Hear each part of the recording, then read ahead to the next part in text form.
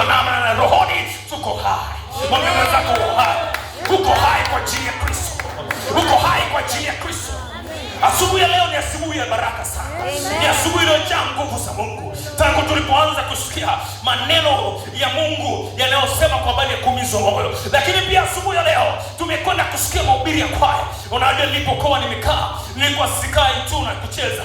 Nilikuwa ninasikiliza pia mahubiri ya kwaya. Kwaya walikuwa wanatuhubiria. Wametuhubiria mambo mengi. Kwaya ya uzima na kwaya nyingine praise and worship.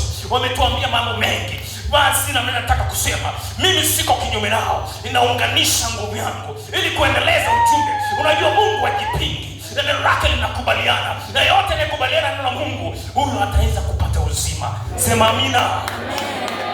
Hallelujah.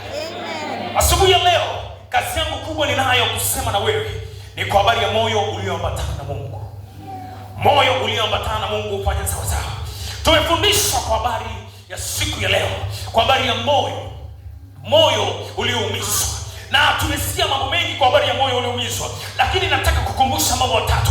Moyo ambao umeumizwa, ili uweze kurejea katika hali ya kwanza, ni lazima vitu vitatu vinaweza kuponya na kurudisha. Kitu cha kwanza tunasema ni kujitia nguvu katika Bwana. Kujitia nguvu katika Bwana. Unapojitia nguvu katika Bwana, unavuka, unashinda. Daudi alipofika anakimbizwa na jeshi la Sauli na makomando wa Sauli ili wamuue, na kuambia Daudi alijitia nguvu katika Bwana, akaendelea kwenda mbele, akajificha kwenye mapango, na hata ilipotokea adui yake amempata ili amwangamize, na alipoambiwa na Mishali, tazama huyu hapa adui yako, leo malishe adui. Daudi alitumia silaha inaitwa upendo. Akamwambia hapana, huyu ni masiwa Bwana, sitamnyoshia mkono wangu kumpiga kwa sababu Bwana amemchagua, na mimi nitamwacha. Nitachukua tu upindo wa vazi lake ili kuonyesha kwamba yeye amekusudia mabaya, lakini ninakusudia mema yako. Nguvu itakayokusaidia kushinda katika vita vya kiroho na kwenda mbinguni inaitwa upendo. Silaha ya upendo ni silaha madhubuti. Ukitumia silaha ya upendo, ni lazima uvuke, ni lazima ufike mbinguni. Tutaingia mbinguni kwa upendo, maana upendo ndio Mungu mwenyewe. Mungu ni pendo, na mwenye pendo hawezi kukwama popote. Kwenye upendo kuna amani, kwenye upendo kuna furaha, kwenye upendo kuna kutoa. Biblia inasema Mungu alipopenda ulimwengu alimtoa mwana wake pekee ili kila amwaminie asipotee, bali wote wawe na uzima milele. Na uzima milele ni huu wa kujua Yesu Kristo na Mungu aliyekutoa. Haleluya. Katika siku ya leo nayo maunganisho ya kile ambacho tumekisikia, lakini kitu cha pili tuliambiwa ni kujazwa na Roho Mtakatifu. Ni dawa ambayo itakusaidia moyo wako uweze kupona, moyo wako uweze kuinuliwa. Usiiname. Nataka kukwambia, jitahidi kila siku asubuhi, wewe ambao umejazwa nguvu za Roho Mtakatifu, usiondoke nyumbani wako, tafuta lisali moja, nena kwa lugha, maana kila inapotolewa tunahitaji nguvu mpya. Shetani katika kitabu cha Mwanzo jina lake lilikuwa linaitwa nyoka, lakini ukisoma kitabu cha Ufunuo Biblia inasema jina lake linaitwa joka, maana ameongeza uwezo. Na hivyo ili umshinde shetani, lazima uongeze uwezo, lazima uongeze uwezo, uongeze uwezo katika Bwana.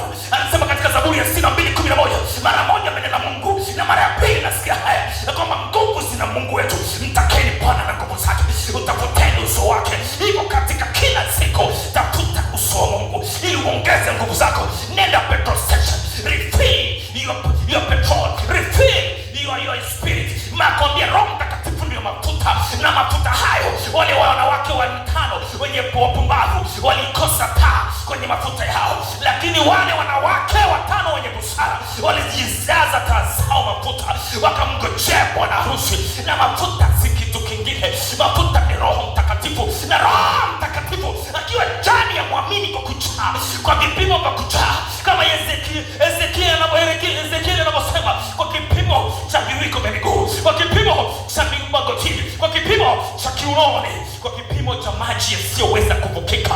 Lazima tufike katika hivyo viwango vya kuzama ndani ya Roho Mtakatifu. Atupeleke kama anapotaka popote, tupelekwe na uwepo wake, tupelekwe na mafuriko yake, maana yeye ni maji uzima, maana yeye ni mafuta ambaye anakaa ndani yetu. Hatutaji mtu kutufundisha. Sema haleluya. Haleluya. Leo ni siku ya ajabu, na mimi sio kwa sababu nyingine na furaha kwa sababu yeye aliyefufuka anaishi ndani yangu, wala sio yule anayebaki kwenye dini yangu. Maana dini haina nguvu ya kuniletea mimi msaada, Maana dini ni mpango wa mwanadamu kumtafuta Mungu, lakini wokovu katika Kristo ambao aliutangaza tangu mwanzo, ambao Mungu alitoa nabii katika kitabu cha Mwanzo 3:15 akasema, ndaweka uadui kati yako mwanamke na huyo nyoka, maana uzao wako mwanamke utamponda nyoka kichwa, na uzao wa nyoka utamponda huyo mwanamke kisigino. Uzao wa mwanamke kisigino. Unabii ulishatimia.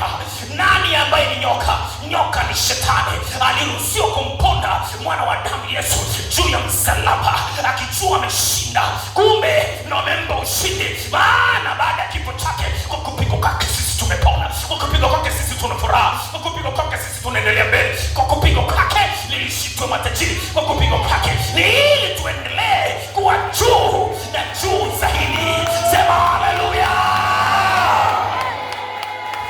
Katika siku ya leo Mungu anataka kusema na kanisa kwa habari ya moyo ulioambatana na Mungu ufanye sawa sawa. Moyo ulioambatana na Mungu unaheshimu madhabahu. Yes. Moyo ulioambatana na Mungu unamheshimu kuhani. Moyo ulioambatana na Mungu. Sifa za moyo ulioambatana na Mungu. Hauhesabu mabaya. Hauhesabu mabaya. Nataka kukwambia kama moyo wako umeambatana na Mungu hautahesabu mabaya. Maana ukisoma vizuri katika kitabu cha Wakorintho sura 13 anasema, nijasema kwa lugha za wanadamu na za malaika, kama sina upendo mimi sina kitu kabisa. Kama ningetoa mwili wangu moto niungue moto, kama sina upendo mimi si kitu kabisa. Kama ningewalisha maskini, ningefanya mambo yote, kama sina upendo si kitu. Lakini nasema upendo uvumilia. Upendo hautafuti mambo yake. Upendo una adabu. Upendo hauhesabu mabaya. Kwa sababu hauhesabu mabaya, upendo unaonekana katika moyo ulioambatana na Mungu. Hauhesabu mabaya. Jifunze kutokuhesabu mabaya. Amen. Kinachotukwaza watu wa kanisa la leo, kinachotuwakwaza watu wa kanisa la leo, tunaweza kuipokea Injili kwa sababu tunahesabu mapungufu ya wale wanaosimama mbele yetu. Pale tutapoacha kuhesabu mapungufu ya wale wanaosimama mbele yetu na kutuletea ujumbe wa maneno ya Mungu, tutakutana na Roho Mtakatifu. Maana Roho Mtakatifu yuko kwa ajili ya kukusaidia kuendelea mbele. Unajua Yesu Kristo, wewe ukitenda dhambi hakuhesabii mabaya. Anasema hivi, anamwambia Roho Mtakatifu, tazama kile kifo cha kwangu juu ya msalaba wa Kalvari kilikuwa ni kwa ajili ya mama fulani asipotee, kilikuwa kwa ajili ya yule mama apate uzao, kilikuwa ni kwa ajili ya yule mwanaume apate kuwa tajiri. Na mimi ninakukumbusha Roho Mtakatifu, nenda duniani, wapeleke watumishi kwenye lile kanisa ili wamwambie yule baba ageuke, maana upendo wangu unadai na damu yangu inadai, maana nilimwaga damu kwa ajili yake. Damu ya Yesu mpaka leo iko kwenye madhabahu ya Mungu, inanena mema kwa ajili ya maisha yetu. Yeye ni kuhani mkuu na mwombezi wetu, mmiliki ile madhabahu ya mbinguni. Haleluya. Ukiwa na yeye, moyo wako ukiambatana na yeye, hautahesabu mabaya. Usihesabu mabaya. Usimhesabie mabaya mwenzako. Roho ya Bwana inayokuwa juu ya mwamini, anapokuwa ameona mwenzake amekosea, anachukua mzigo wa kumwombea.